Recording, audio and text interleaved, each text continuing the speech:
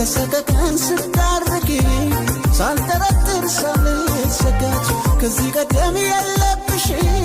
ደስታ ማግኘት በሰው ስቃይ ከታመጣሽው ንገሪ የሌለሽን ሰባይ ሰው መክሮሽ ይሆናል እንጂ ይህንን አትሰሪም ውዴ